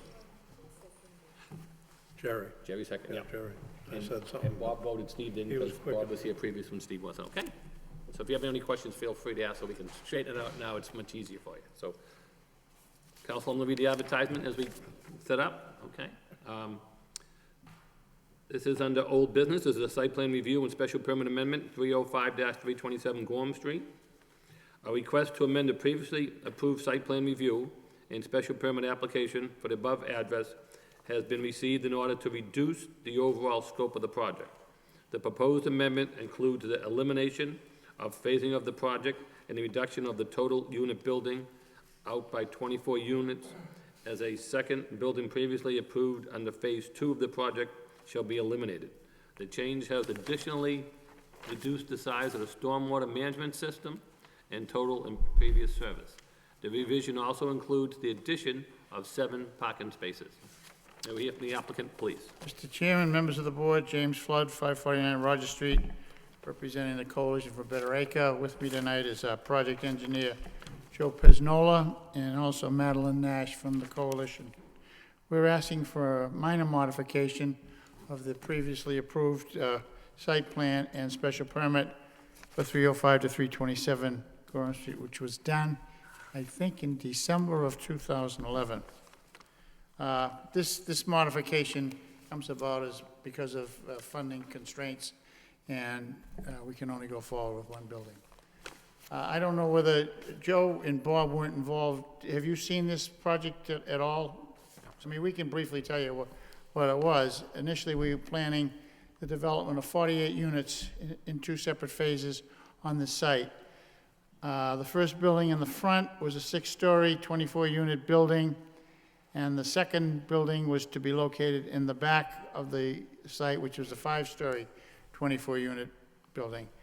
Initially, we had planned 24 parking spaces for the first building located in the rear of the vacant piece, but if we went to the second phase, we would have added all that parking space on the other side of the rectory building. So what we're asking, we want to modify the approval just to go with the 6-story, 24-unit building. We will maintain the existing parking, but we're asking for an additional 7 parking spaces, which is located next to the rectory building. Right there, wasn't on the original plan. That way, we're removing any pavement on the southerly side of the site, which will leave that green space, and I think it's a nicer site for people coming into the city.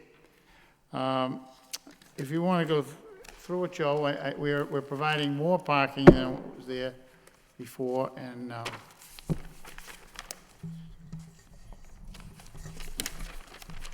Good evening, Mr. Chairman, members of the board. Again, for the record, Joe Pesnola from Hancock Associates. We are, when we originally got this approved, we were looking at a special permit for reduction of the parking for the residential, which we received and we're still using. We also utilized the 50% reduction in the commercial, which is allowed without a special permit. In talking to the Coonies, who are going to retain Lot 1 in the business, they were looking for, where they were going to be long-term owners of the commercial. They were looking for more parking. So now we're taking a backtrack on that, not utilizing that allowed reduction and providing the additional 7 spaces that'll be used for the commercial. There'll be an access easement, as there always was. for the benefit of both parties. We've got our required parking, the 24 spaces on our side, and his required parking on his side. So it's, I think in the end, a good balance where both parties are happy. We are also looking at, we had developed the underground drainage system for the full build, and we were going to build that in phase 1 because it would have been difficult to go back during phase 2 and enlarge that. So we're putting down less impervious, we're reducing the size of that. Those calculations and details have been forwarded to Mr. Mayo, and she's reviewed those. She has a couple of comments that came out today, and we'll work with her to button those up, but nothing that we see as issues.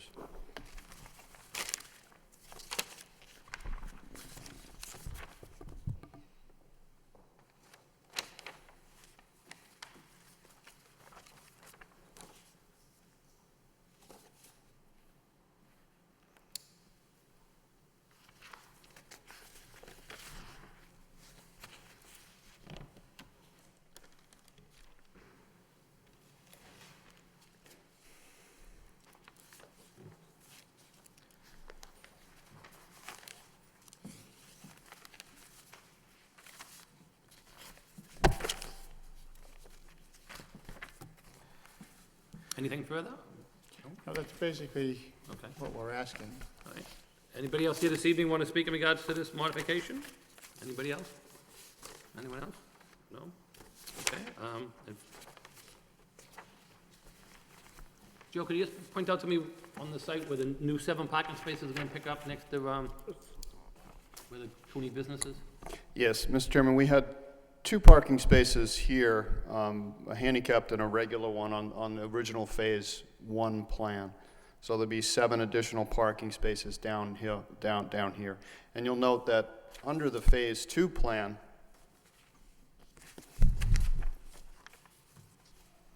we were proposing parking there anyway. So it's really taking that phase 2 parking and bringing it into phase 1. I know when this first came before us, I know the question was, you're going to come in with the 2 phases depending on the funding. And I think that was the concern we have, and then that was, we addressed the overall where the water was going to go, because we figured that to be addressed regardless of what happens. So we kind of address it with phase 2 if we don't get by phase 1. Right? So now, and I know by coming in now, it's only modification to the first phase. So therefore, and I know that the main reason was breaking it up because of funding, so. I think, that's where the old church used to be. I think it's come out nice so far, so. And I know we spent plenty of time addressing the parking last time when we approved it with less parking on site. You issued a special permit. Yeah. Because of the detailed history and data that we had been collected by the applicant as well as by our own city staff. There should be plenty of parking there anyway. So it's adding the parking. In addition, there are cross easements, so during the day, Cooney can use our parking spaces, and during the night, we can use the other. So what we're doing is we're providing 7 more spaces under this plan that we didn't have under phase 1, and we're reducing the impervious surface and retaining that green space in the back, which I think is better for the project, so. And you have a temporary parking plan too. Yeah. Construction phase. But, just important to note, we have added that. Mr. Lockhart, as Mr. Lockhart mentioned, we added a kind of a staging plan as we kind of drill down with the Coonies. How are you going to do all this while keeping that business viable? So it's a 2-stage plan in which we get the drainage installed first, leave the Coonies with the 12 spaces down the bottom and entrance onto Gorham. We get that drainage in, we get the South Street entrance open, and then we flop it. We give them access to this area. We take back access of this area for the building construction, and we move our construction fence and our tracking pad over to this location, and the contractor will utilize this for a staging area. And the Coonies and their customers will have that, 16 parking spaces, as well as the 4 to the left of the rectory that currently exists. Any of the board members have any questions? Yes, Mr. Chairman, Attorney Flood, is the long-term plan to go ahead with the full project? No. Again, you decided to back it off This is and it, right. go with this. 24 units, and And the intention with the green space there behind what was the rectory is gonna, that's Mr. Cooney's, that'll, it's gonna remain? assume he intends to keep it that way. Okay. And one other thing I didn't point out, Joe and Bob, these units are affordable in perpetuity, so people are gonna be able to get the benefit of this, affordable units. All 24? Joe, how many bedrooms, 2? State your name for the record, please. Thank you. Madeline Nash, the Director of Real Estate for Coalition for a Better Acre. The majority of the units have 2 bedrooms. There's 24 units, 2 have 1 bedroom. Let's see, I think 17 have 2, and what's the rest? Who can do math? 19. 5 have 3, right. 217, 5. So I think, I'm sure you'll remember, Mr. Flood, that I was, Attorney Flood, that I was opposed to this the last time around. It was 4-1, Mr. Mainly by virtue of the density of the property and the concerns about parking and the ways that we calculated access to public parking. But clearly, this is a better project. You know, I thought you'd like this better. Yeah, this is much better. We've added parking, we've reduced overall density on the project, so, you know, I'd be supportive of that. Any other board members have any comments? I have a couple of questions. Is this all remaining one lot? Both the Cooney Real Estate property and the residential? No, it currently is 2 lots, and it will remain 2 lots. Okay, and, all right,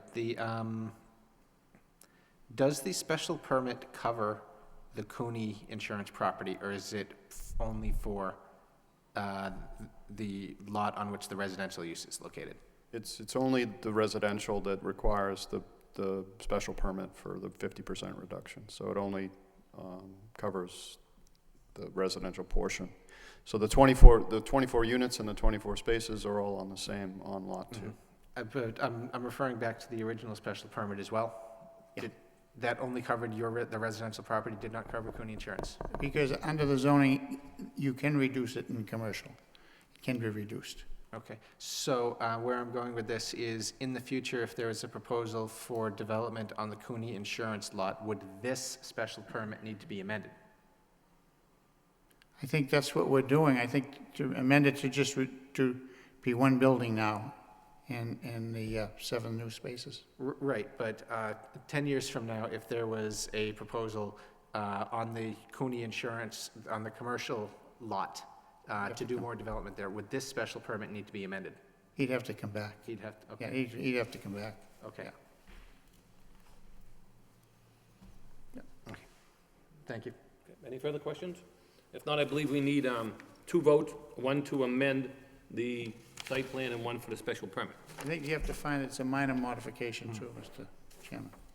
Yeah, I mean, well, the question would be, first would be whether it's a substantial change or a minor modification. After discussing this in detail today, Mr. Clausen, well, it was his opinion, in my opinion, whatever that's worth, was that since it was in 2 different phases, that we didn't have to consider the second phase for it to be the minor, and it was his opinion that it would be a minor change as well as mine, considering that we put in as 2 phases. If it was just the 1 phase, then I think it could be a substantial change, but since we knew that there were 2 phases and the second was contingent on the financing, we had to look at it as 2 individual phases, and we approved it that way. So for those reasons, I'll make a motion that it is not a major or substantial change to the site plan or the special permit. I'll second that, Mr. Chairman. Motion made, second, all in favor, say aye. Aye. Any opposition? Okay. And next I would make a motion that we approve the site plan as amended, and just with the recommendations to follow that we got from the city engineer. There's no problems with this, which was dated on June 17th, 2013.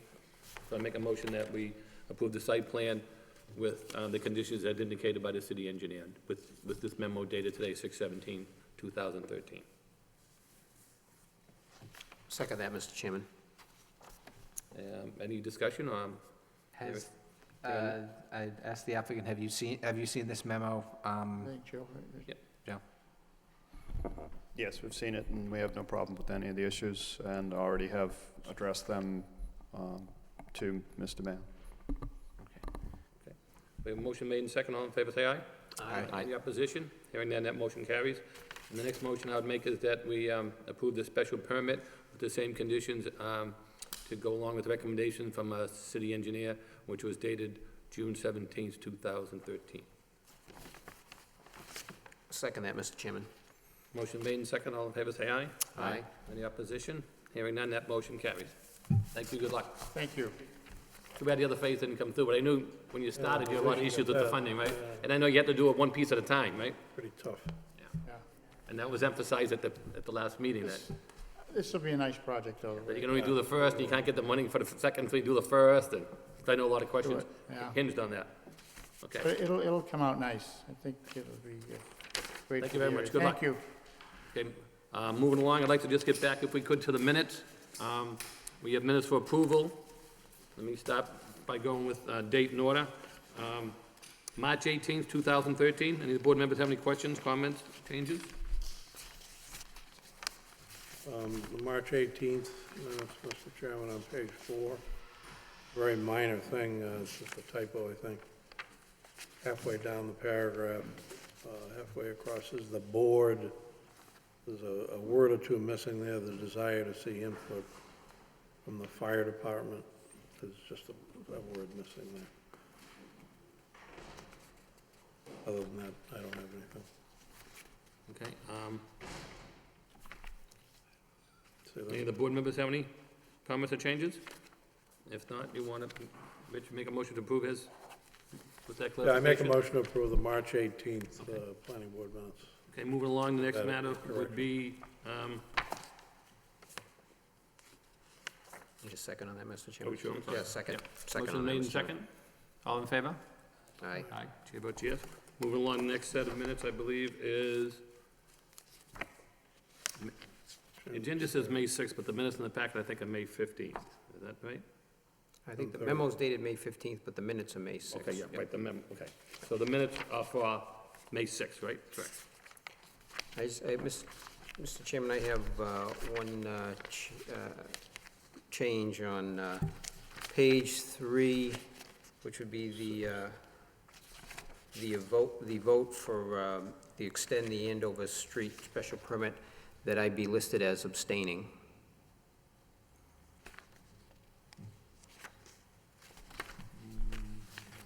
Top of page 3. Okay. You have that correction? You have that correction? Okay. Any other correction?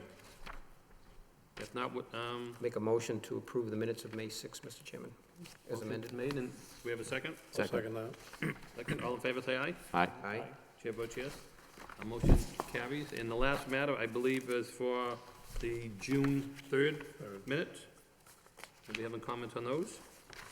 Mr. Chairman, on page 3, motion by Mr. Gendron, and there is no second. And I don't recall who seconded that. That was under, what, the Perkins Street? That would be under, yes, Perkins Street. Site plan review. For clarification, I believe, I'll second that. That we can put down motion approved, and I'll second the amendment. I believe I did, so.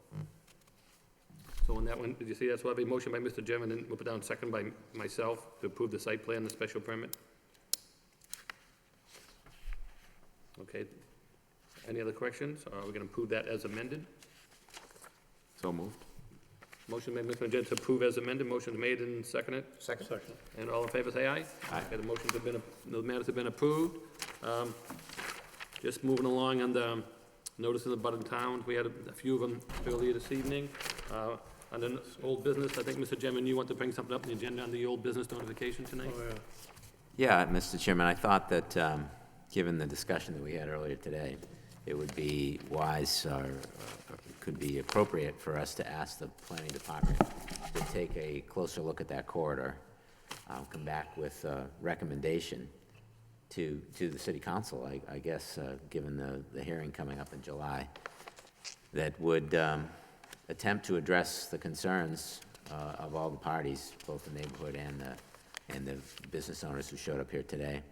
Maybe in doing so, clarify the actual changes that would be affected there. As is pointed out here, they're not as grave as I think they would be.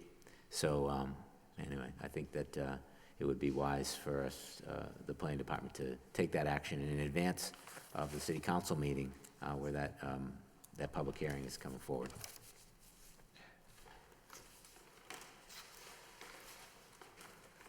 Okay, so we have a recommendation for request from the planning staff. Board members want to be heard on that, or? Just a question, Swati, and I know I don't mean to put you on the spot. I mean, I guess the two different things we're talking about, really a comprehensive analysis, is, do you think that there's enough time to have something to present to the city council for their public hearing? Well, considering today is 17th, I can check with Aaron before I confirm, because he has been leading the research for this analysis. But definitely, we can definitely provide an update. Because I think there's two different things going on here. So it's whether or not the recommendation that's been, the zoning amendment that's being presented to the city council for a vote, whether or not we're looking for DPD to give more of a clarification as to what's happening versus an actual analysis of that corridor, and to see if that's appropriate. Some of the other items, you know, could it be carved up differently? Would that be the appropriate time to come up with a new zoning designation as well? So I don't know. I think there's multiple things that need to be considered here. I believe what we can right now, considering the time we have before July 9th, what we can do is we can look at what is readily available, and, you know, in terms of analysis. Sure. Well, you know, we can look at the property value and get an idea from the assessors about some historical information about how the property sale has been going on there. And we can definitely, what we don't have time is basically to come back to you and then, you know, forward it from you to the council. So whatever we share with you, we can share with the council prior to the July 9th meeting. Because there's two things, I guess. It's the purview of the city council. If they feel they have enough data coming out of DPD and they want to vote on what's being recommended, that's their prerogative. However, and I think based on our motion, is that we're asking as a body, though, perhaps don't take action on it, we're not taking action on it, to send it back to DPD for a more comprehensive analysis. But yeah, I think that's, just so we understand, I think, because I think, Steve, what your motion was really is for DPD to try to gather some data to provide to the council in order to address this. Yeah, so I would like to see that. I mean, I don't think, maybe I'm wrong, but I don't think our recommendation was for the city council to take no action. I think our recommendation, I think we decided not to make a recommendation. Correct. We took no action. Right. The motion, in my understanding of it anyways, was the motion was not that the city council take no action. Right. The motion was, we're going to take no action. Okay. And we'd like the council to return it to DPD. Yeah, to consider information that could be collected by DPD. Okay. I'd like to see at least as much as possible that data collected prior to the July 9th meeting. So the city council may take a look at that data and decide to move one way or another. Okay. Or perhaps they'll take a look at that data and decide more analysis is necessary. Okay. and delay things. Okay. But in any case, you know, the thrust of my motion is to collect as much data as possible, to clarify exactly what's being proposed there. Okay. Provide some analysis as to what impact it might have on the business owners and neighbors. Okay. And provide that to the city council so they can have a more informed decision. Sure. You know, if the city council then chooses to take no action and delay because they haven't gotten information, I think Then we that's would go through the their other prerogative. process. Yeah. Yeah, that's fine. I'd Okay. second that. I'd second that. Okay. Yep. And I think part of that is, we're telling the council, these are some of the concerns we have, and obviously, if you could say, we started looking into this as a request from the planning board, this is some of our partial data, we're still doing it, whether you want to get more information, or do you feel comfortable going tonight, obviously, they'll make their own decision on that. I just say, this is coming, I'm not gonna say, we took no action because of these reasons, these are the concerns that we had. Sure. We're trying to pass them along to the council, and that's why I said about, you might even let, the part of the notification, it might just say to them, we had a lot of comments about the notification. Sure. Maybe they want to consider opening up the notification process for that meeting, because they're gonna get hit with it. I mean, Sure. I know other projects, that issue come up several times if you've been, on the ZBA just got hit with that for, up off Stedman Street. They kept sending notification, and people come in saying, no one told me, Yeah, so same thing. if the council wants to nip that in the bud ahead of time, they may be able to still, because they'd have time to do the notification somehow. But I know the question of zoning, the criteria has been met, I should say, but whether it should be opened up so it's more of a public notice instead of, because people are used to getting a butter notice list, and for some exemptions, they're not always on board. Why they don't get it, then the question always raises the red flag, so. Sure. But I know if it comes from the city or the planning board, then you don't have to do it. It's one of the other reasons that's in the bylaws. I'm aware of that too, because I Okay. had conversation with this with other people from planning staff as well, so. But So considering the response from the public today, you are strongly recommending the notification. that you may want to, some type of further notification for the abutters, because that was an issue that was raised at tonight's meeting. Yes, Even though the board believes it met the criteria under the letter of the law, Yeah. but they're gonna hear it one way or another. Sure. So we're just putting them on notice, basically, is what we're doing. It's saying, those issues were raised a lot by the abutters, that they didn't think they got proper notice, even though the board feels it was done legally. Do they want to consider Okay, further notification? Sure. And, maybe they can take it up or just say, as a result of what happened in the planning board, we'll just let them know that maybe further notification may be warranted for the next meeting. But it's up Sure. to their decision. Sure. They can pick that up one way or another and say, nope, they met the criteria, or maybe we should open it up. sure, Or maybe they don't want all the people coming down. I'm not okay.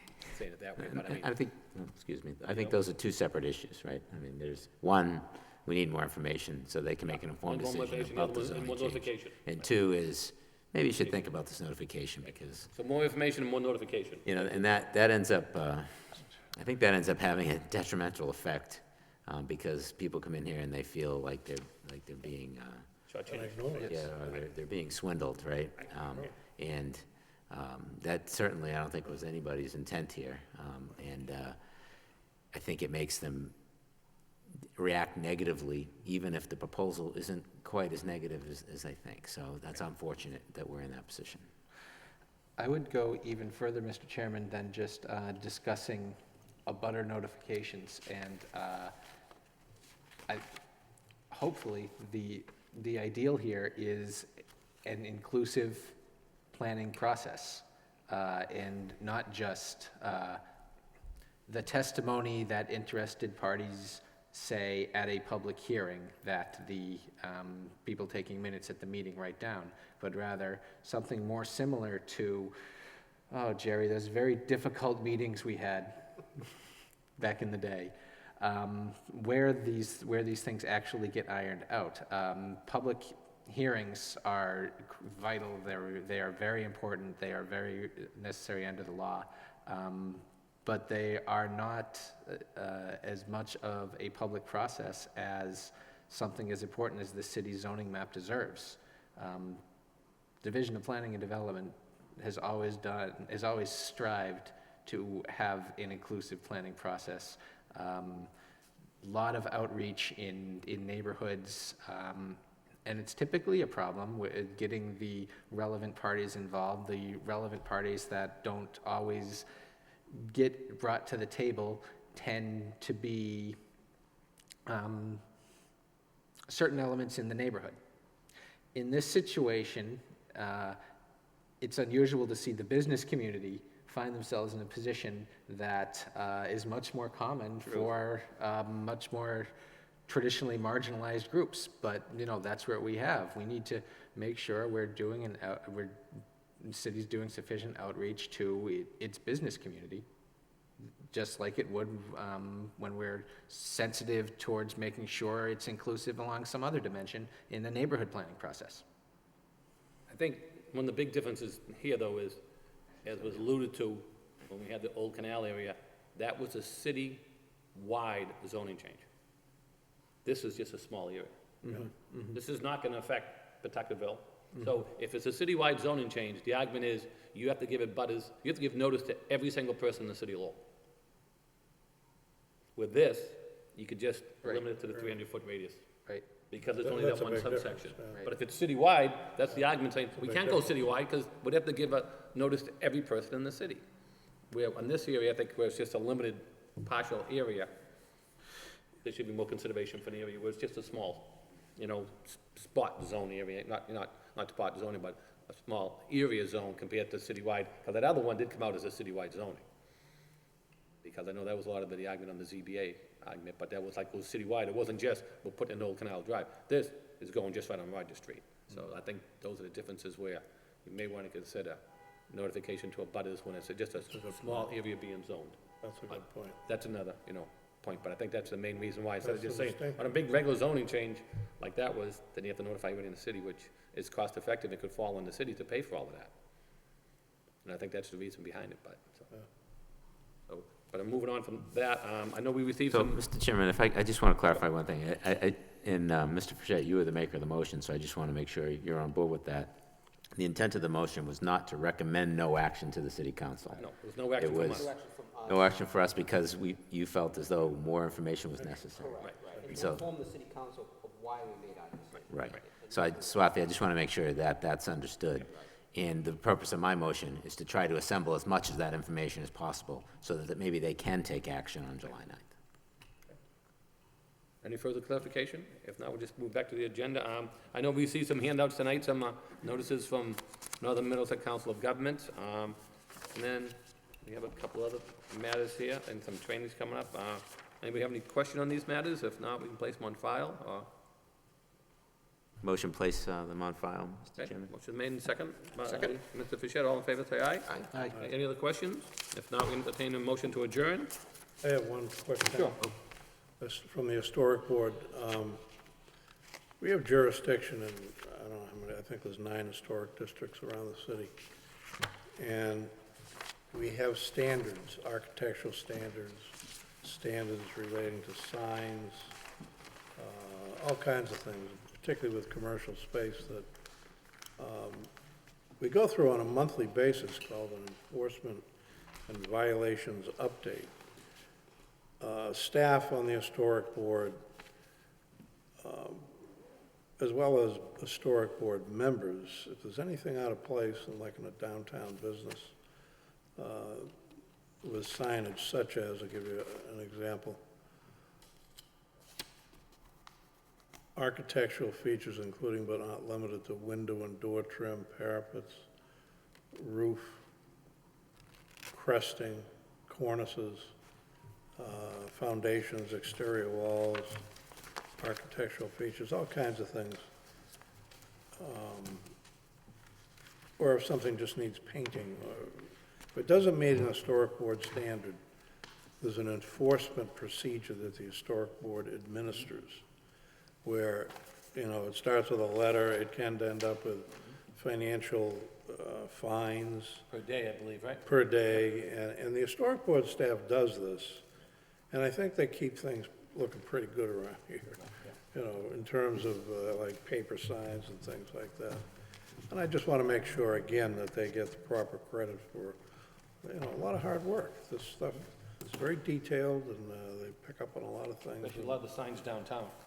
Particularly the downtown historic When I was on the district. historic board, we had a question Yeah, about people right. not complying with the signs, and that issue came back with, Yeah. you take them to court or not. And, Right. And the board was very good about notifying them several times, so it's not like an oversight. Oh, no, I mean, I it know about it it. happens, and they make visitations to the owners They put and them on talk to notice, them. yeah, and- they tell them how many days to Yeah, fix it up. yeah. Right, yeah. So there's quite a bit involved here, and that's all. I just want to make sure that they get proper recognition for it. Thank you. Anyone else? If not, in motion to adjourn? So moved. Go Bruins. Motion is made, the second recommendation to adjourn. We're adjourned. Good night, and thank you, everyone.